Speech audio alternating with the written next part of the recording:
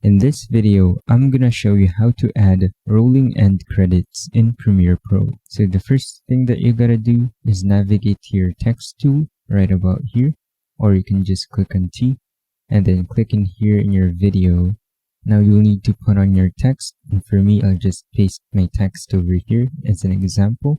And then you'll need to navigate to your Essential Graphics. If you don't see Essential Graphics over here, you can just click on your window and then your workspaces and then your all panels.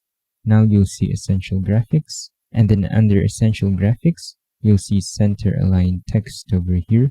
Click on this one, and then make sure you click Align Center horizontally as well.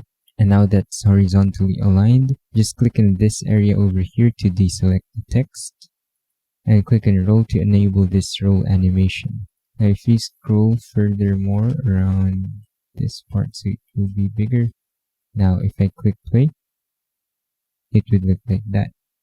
So let's say for example you want to make that slower. So let's say for example you want to make this slower. Just click on around the end part and make it longer. Just click on the end part and drag a bit farther, making it way more slower.